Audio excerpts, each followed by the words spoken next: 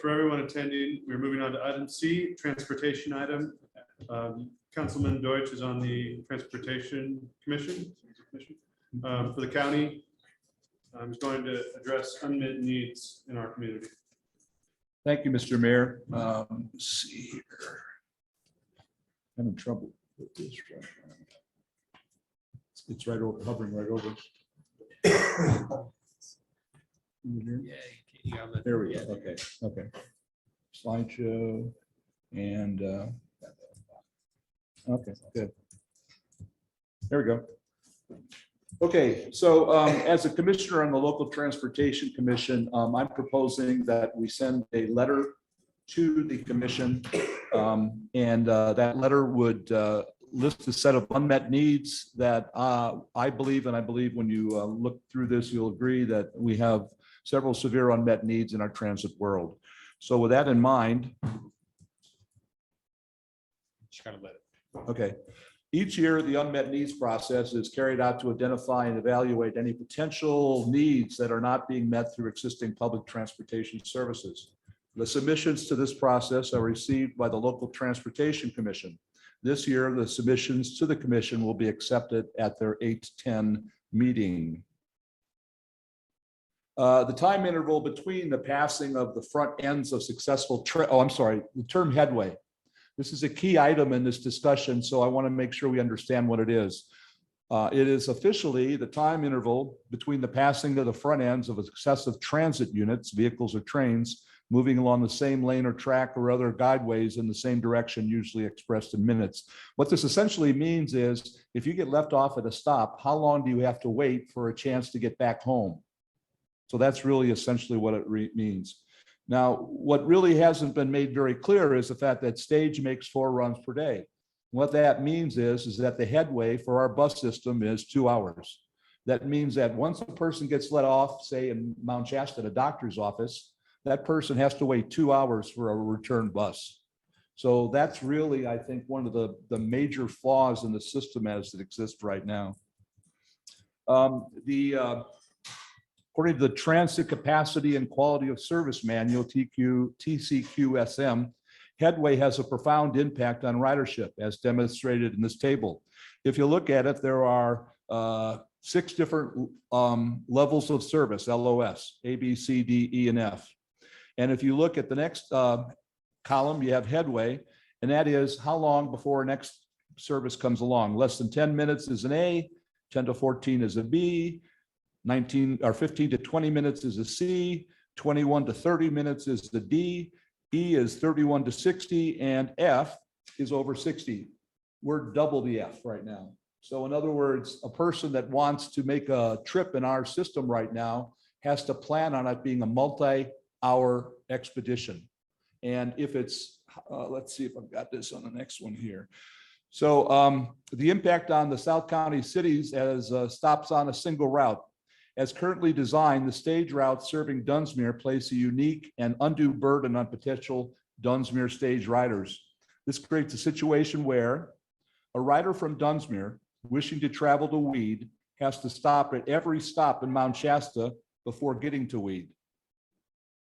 A rider from Dunsmuir wishing to travel to Wairika has to stop at every stop in Mount Shasta and every stop in Weed before heading to Wairika. That's something unique to Dunsmuir because of the fact we're at the bottom of this route system. Coupled with a 2-hour headway, this means that any trip taken by a rider traveling outside of Dunsmuir will have to treat what would otherwise be a quick trip into an hours-long ordeal. The via mobility alternatives. On July of 2021, Stage put out an RFP for developing a comprehensive schedule with route guides and maps for Stage to implement throughout the county. In September of 2021, Stage staff chose Via Mobility. At that July 12th meeting of the LTC, Via Mobility gave a briefing on their work. They produced 2 alternatives. These are essentially the 2 alternatives. There's a lot of information up there, but essentially the first alternative, the green alternative there, alternative 1, would essentially be the same route system that we have right now, essentially the same kind of numbers, little variations. What alternative 1 focused on was in each of the cities refining which stops are made on the route. But again, the whole route system is designed that it starts at Dunsmuir, works its way through Dunsmuir, goes to Mount Shasta, works through Mount Shasta, works its way to Weed, goes to Weed, etc. So what that means is that with the same bus system we have right now, we're going to be limited to a 2-hour headway. So that calls out for another model. The alternative they put forward kind of paid a little service to the idea of something different for the South County. But what that alternative was that we still would have a circulator route, a route that rides all around the 3 cities. And the problem with the alternative is that because that circle is so large, they'd have to cut in half the number of routes in the day. So they basically put forward an alternative that was already, by the very nature of it, not workable and wouldn't improve, and in fact would make things twice as bad. So those were the 2 alternatives that they were given. And in evaluating the alternatives, what they said, alternative 1, comparable direct visits, trips, VRH as existing conditions with significantly shorter travel times and more direct service. Prioritizes single seat journeys to and from Wairika. So again, that's the priority, is to get people to and from Wairika rather than say around Dunsmuir. Significantly increases levels of service to from McLeod versus existing conditions. Improves service to Dunsmuir with more direct connectivity. That's their circulator route. That would only result in 2 instead of 4 routes. Alternative 2, lower level of service than existing conditions, requires transfers for anyone traveling between North and South County. Transfers will significantly increase journey times, requires a split shift on one vehicle to accommodate southbound return trips for riders traveling between McLeod and Dunsmuir and Wairika. Small increase in level of services between Dunsmuir and Mount Shasta, less service between Mount Shasta and Weed, less service to McLeod compared to alternative 1. So essentially not viable. They recommended alternative 1. However, in my view, neither alternative decreases the excessive headway in a meaningful manner. Both alternatives are based on the circular nature of the existing route. As a result, potential Dunsmuir riders are uniquely disadvantaged when traveling beyond Mount Shasta. Dunsmuir, these are the 4 needs I've identified, and I'm having the draft letter that you have there. The need to support travel internal to Dunsmuir, to have a bus that rides every 30 minutes, making a circle within Dunsmuir. The need to adequately support travel to from local cities. The vision and the model that I've been putting forward would again have a circular bus that would ride around, and then have an express bus, whether it goes all the way to Wairika or just up to Weed and rides back and forth, but it would only stop at one stop at each city. So a person that had to go from here to the US Bank in Weed would get a bus in Dunsmuir, get to a transfer point, probably up north. The bus would take them to a stop in Mount Shasta, and then they would take them to Weed without any more stops along the way.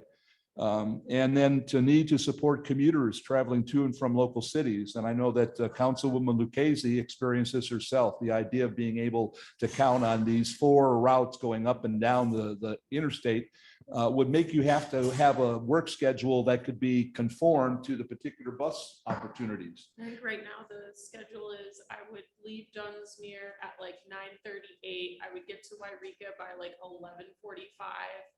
And then the last leaving bus from Wairika to Dunsmuir would be like 4 something.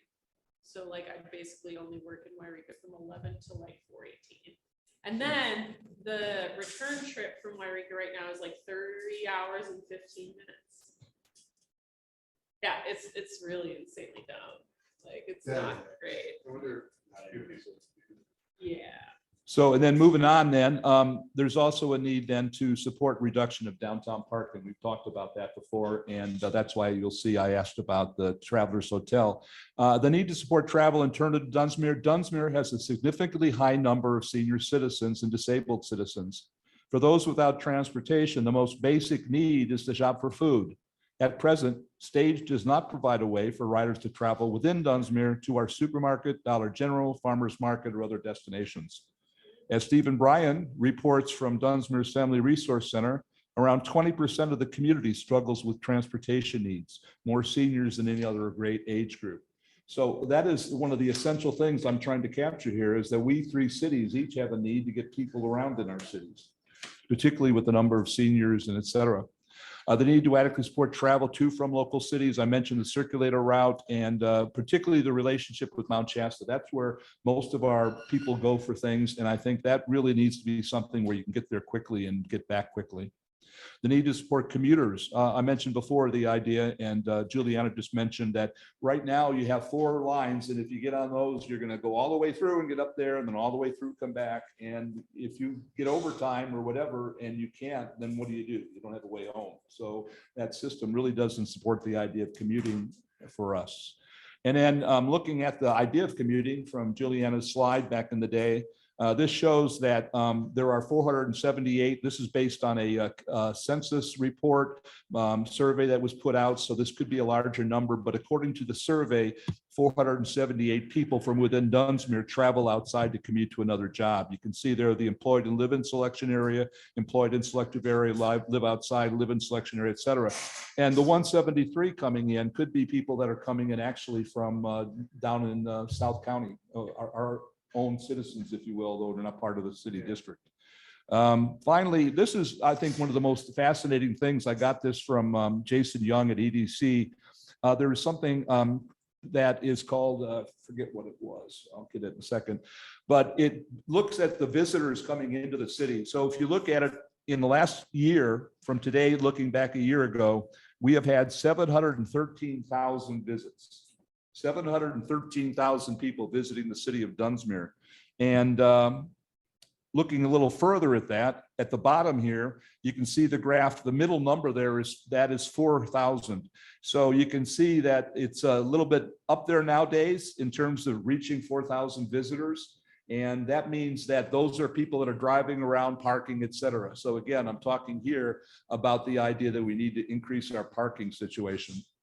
And then if you look at it from this standpoint, the number of people that are visiting, how long do they stay? The large number on the right is referring to the people that are probably staying in a motel, or, you know, because it's over 150 minutes. So that probably means there's somebody that's staying in a hotel, which means look at that large number of people. If we had a circular route inside of Dunsmuir that could reduce the amount of parking downtown, because we could have them riding the shuttle instead. So that's kind of the way I'm looking at that. And then that's the whole point with the Dunsmuir parking problem.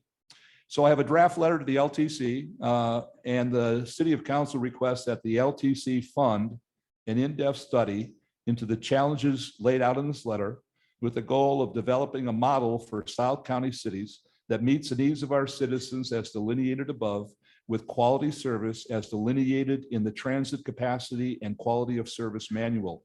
Foremost would be the goal of achieving a 30-minute headway, which would be a D on the LOS scale, but still would be able to give us the ability to have an expectation that every 30 minutes there'd be something there. So that's my presentation.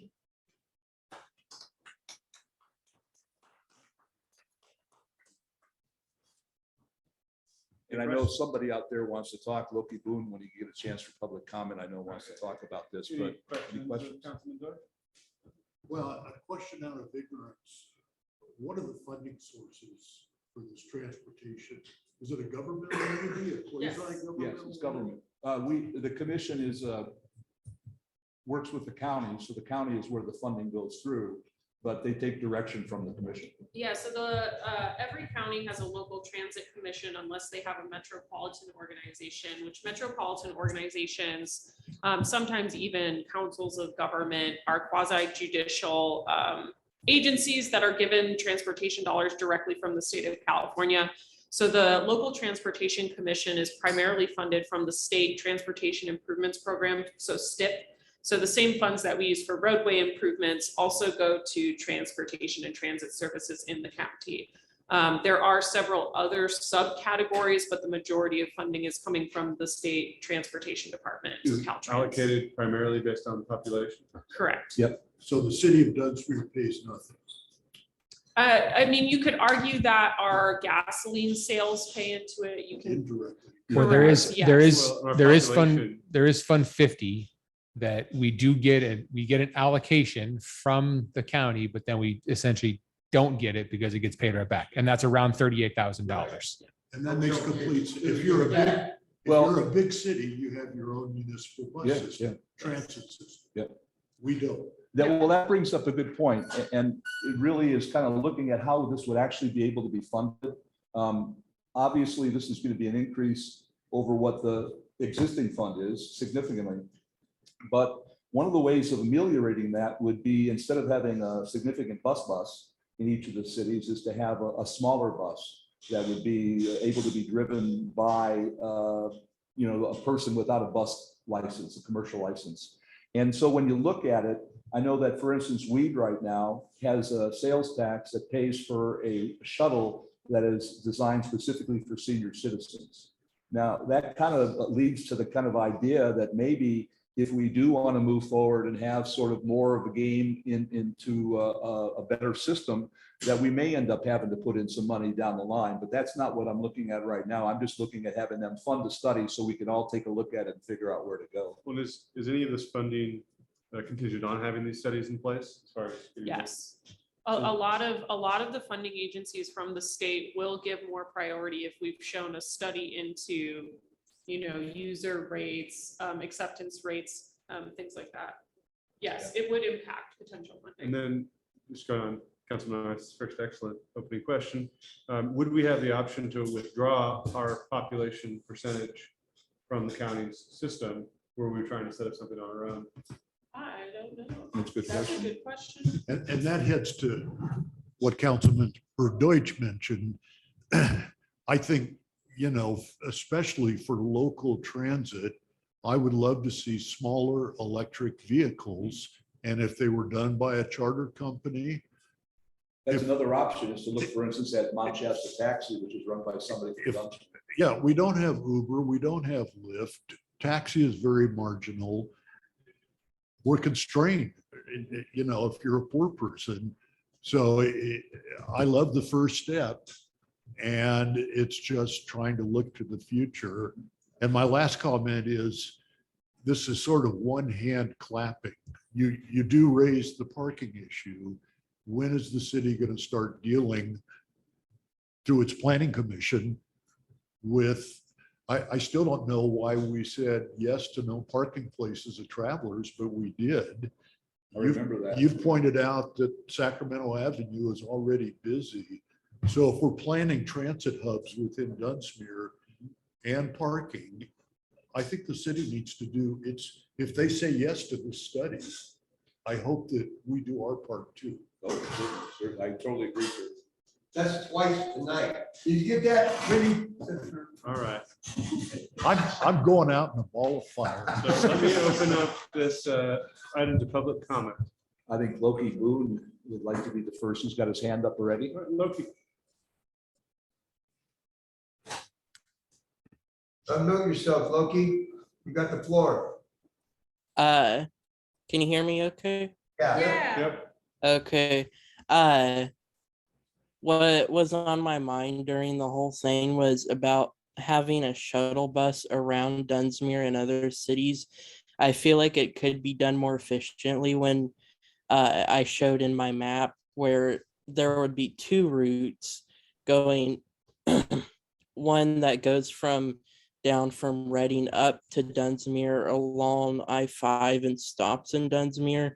And like maybe we could have like one that like an express that goes even further and doesn't stop in Dunsmuir, and one that goes down. But I was thinking there should be, instead of a shuttle, I feel like it could be more efficient just by having two of the bus lines go through on Sacramento and Dunsmuir Avenue, and having some sort of hub like where they could transfer and stuff. But and I do think that the parking really needs to be fixed, because we've had a lot of problems also just personally with the parallel parking everywhere and stuff. I think that there should be some sort of paid parking for tourists or something like that. That would, like in downtown, there should not be so much parking like right in the middle. And I feel like, especially my biggest point that I want to bring up is this in Dunsmuir specifically, it's so small that you can literally just walk everywhere despite the hills that there you shouldn't have to park right next to where you're going, especially in such a small place when it would just be like a slight inconvenience to have to walk a bit further. And I just feel like I have a lot of ideas, but I think we could um I just think there needs to be some sort of reconfiguration. A lot of it can just be done with how the streets are even designed, just changing how where the parking is and stuff like that. And I think that there should be a more a specific route as well that is just specifically to and from Dunsmuir and Mount Shasta, because I know most people who live in Dunsmuir and Mount Shasta, they usually commute vice versa the most on between, at least for us and a lot of friends. So I believe that maybe a 20-minute headway between or something like a really just good goal like that would really help. And I really want to emphasize how important this is to me, and I know a lot of people in the community, and there's been several years where we've lived without a car and had to walk everywhere. And I just think that it's the perfect opportunity to just build a really great city, because it's already just so good for walking. And Mount Shasta and Dunsmuir are both just I'd say top tier small towns for walking and biking. And I want the community and the government to really show that they care, and just make it more inviting to do those things. Loki, you're at the end of the 3 minutes, but thank you so much Thank for that you. input. And it sounds like you really ought to look into being a participant in the active transportation grant. That's the other side of it, the walkable cities. Good job, Loki. Thank you. All right, is there any additional public comments on this item? Still Tim Holt, last time. I think it's good that we're looking into this. And especially the in-town shuttle for the reasons mentioned, but also the other reason is if we do get the Mossbury Trail developed, I think it would be great if there is some kind of shuttle service there. It could be tied in with the rest of it, to bring the thousands, tens of thousands of people that walk that trail every year, give them easy access to our downtown. You're talking about economic development. You can imagine what a boost that would be, for our businesses, particularly downtown. I did a story recently for Enjoy magazine, which I rode the buses around, pretty much the whole system. And I'm not going to go into all that, but I was told by the stage manager that there were plans for express buses. I assume some kind of direct transportation between Dunsmuir and Wairika, but that is in the works. So that's what I was told. Yeah. Thank you. Yeah. Tim. Appreciate it. Is there any further public comment? All right, seeing none, I'll close public comment on this item. Councilman Deutsch. Really quick, just to cover Tim Holt's comment, this was the study that they're doing for direct routes. Yeah, alternative This- two. This was the study that they were referencing. This is the improvement they're hoping Yeah. for. That was it- alternative two, not alternative one. Alternative Yeah. one is pretty much the same as it always Yeah. was. So I'm just gonna go back to, really quick, I apologize, I was on my phone, but I was trying to find this article that was published that basically is kind of on topic. So right now, rural America is experiencing inflation a lot harder than other places in the United States. And I found it really interesting that Iowa State University professor Dave Peters has been studying the effect of inflation on people in rural communities as part of the school's small town project. He found that this year alone, expenses for rural Americans has increased by 9.2%, but their earnings have only increased to 2.6%. And mainly fuel prices, particularly among farmer and agricultural communities, have soared. They're very worried about the price of gas and diesel in terms of impacting overall costs for all families and households in rural America. And basically, his analysis found that it costs rural households $2,500 more a year to pay for gasoline than it did 2 years ago. At the same time, prices are also rising for health insurance, veteran care, and fuel to heat homes. But I remember seeing that, and again, I am a commuter to Wairika. I can put down how much I spend per week on gasoline and maintenance on the truck, because it is a pretty far distance. And it's a huge issue when we start talking about income mobility and doing better for our residents. One of the largest costs to a household is transportation now. It's the ownership of the car, it's the maintenance of the car, it's the insurance of the car, it's gasoline, it's registration. And it really does add up to tens of thousands of dollars for households to just have something that becomes so essential in a very spatially divided area such as rural America. And so I think transit is what we need to do. I mean, if we are genuinely investing in our households and making things better for our residents, it's transportation. Because again, if I didn't have to drive to Wairika, I'd be saving probably close to $40,000 a year.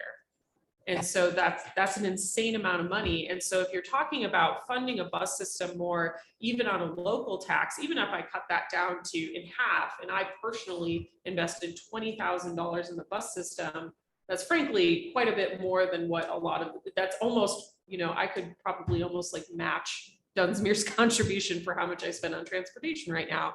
And, again, I'm very fortunate and I am very privileged. I have a good job, but I am not indicative of everyone in Dunsmuir. And so for me to spend this much money on travel, I mean, I can't imagine what type of choices people are making in their households now. Do I go get gas to get to my job to pay for my things, or do I eat today? Like, those are real conversations people are having with themselves. And so I think the recommendation in the study is not good. I think the LTC should have done a better job. I have very strong feelings about that. One of the things I would like to, if it's okay, is I would like to motion to include another point on your letter, which is long-term consistency of service and reliance on existing transit failures. My issue with the LTC, not only with this study, but in general, is this notion of, well, nobody uses the bus system. Well, yeah, nobody uses the bus system because it sucks. Yeah. And, in the planning world, we talk about behavioral changes in people and reliance on consistent services such as transit. And it takes people 3 to 5 years. It takes 3 to 5 years to really see a behavioral change or trust in that system. I have never trusted this bus system. I have used it once and it was pure chaos. I couldn't even figure out how to read the schedule. And I'm a trained planner. I do bus schedules. I have designed a bus schedule and I could not read the bus schedule when they previously had it. And again, that's what's deterring people from using it, is it's not consistent.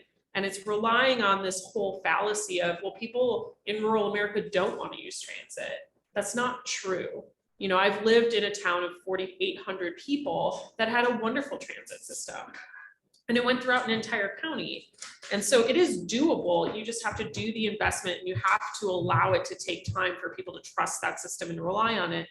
The other thing too that I would like to amend into the letter is after you very lovely explain the service frequency level of service, you have here a rider from Dunsmuir traveling to a doctor's appointment in Mount Shasta, and I won't read the whole thing, but I would really like to iterate. Dunsmuir relies on neighboring cities for banking, pharmacy, healthcare, and governmental services, specifically the DMV. Yeah. I mean, we have to think about, imagine if you did not have a vehicle. We don't have a pharmacy. And again, we're talking about our seniors. We're talking about our aging population who may not drive anymore. So they still need the DMV for license. They need it for an ID, because you do still need that for different services. They need to go to the pharmacies in Mount Shasta. They need to go to the banks. We don't have a bank. And employment wise too. Yeah, and employment, I mean, just the simple services listed there, these are all essential services that we need transit to And you can't take 2 hours out of your day to go do that. I'm sorry, that's inexcusable. So, I mean, I have very strong feelings about this because I think from a social justice issue and improving the livelihoods of our residents, I think the best investment we could ever do is public transit. Well, let me take that in wonderfully. I think that was a wonderful set of things. Suppose we were able to approve sending a letter and with the idea in mind that you and I would get together and work your things into it. And Yeah.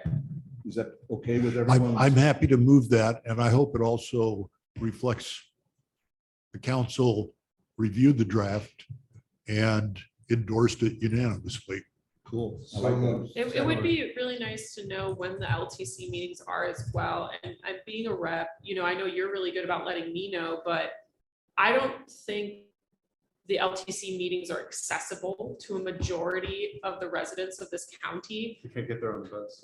who can't get there on the bus. I would like to see the LTC members actually take the bus to their meeting and pledge to Right. actually do that for at Know what it least is. one meeting. Well, I do have to say something. I do have to be very clear about something. None of the people up in Wairika right now that are managing this created this system. Yeah. They're working as best they can with the funds they have and the direction given, et cetera, et cetera. But at the same time, I do think that there is an opportunity here to really kind of change the relationship of the cities here, to kind of look at us as each having our own needs and our own responsibilities instead of having a system that's based on getting people to and from Wairika. I think that's the key here too. Then. Yeah, I think that is a flaw in the thinking. Yeah. Because Wairika, although yes, they do have a majority of governmental services like social security, the things like that. I think it's just such a very narrow focus that is a disservice, frankly, to the rest of the county. You know, I think it would be good, you know, I would love to, again, just a note for you as the LTC rep, they need to do a better job of outreach to the cities. No one even asked our opinion. And I mean, I understand you're the rep and that's nothing against you, but I think the LTC in general needs to make a much more conscientious effort to host LTC meetings in other cities and invite other input from residents, invite other input from individuals, because right now it is a couple of people making decisions for 40,000+ people over a county the size of Connecticut and Rhode Island. Like it's, you know, like I said, I think transportation is a huge need in all of the cities. Again, working in Wairika, it's an issue there too.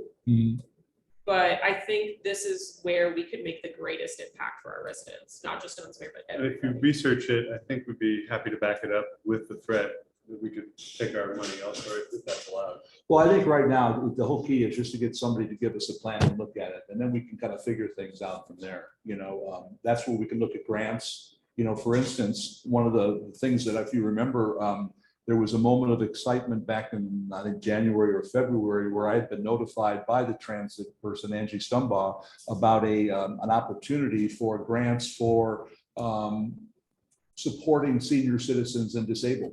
Yeah. And that's a federal transportation grant. And right from the beginning, that's what I was looking at, is saying, wow, they can support buying the vehicles, they can support operating costs. So the whole point of putting front and center the idea that we have these seniors, that their needs aren't being met, is met so that we can be able to fund it that way. So all the way down the line, I think we can find ways of making it happen, and we don't have to make those decisions now. We can just wait till we get the data in from them. Make sense? So I make a second effort to move the item with final editing between council members Lucchese, even though it's your letter, Mr. Mayor. The final team is Bruce and Juliana. And if need be, Bruce, I'm happy to attend with support of the mayor. Oh, that'd be great. Yeah. I plan on- apologize for the rest of my. Next brain Wednesday cells at 3. kicked in and I Yeah, got well, real I was afraid of sassy. that. I was afraid of that. I'm sure. Yeah. Yep. Yeah, there's a Zoom meeting. All those in favor say aye. Aye. Against, motion carries. It'd be unanimous.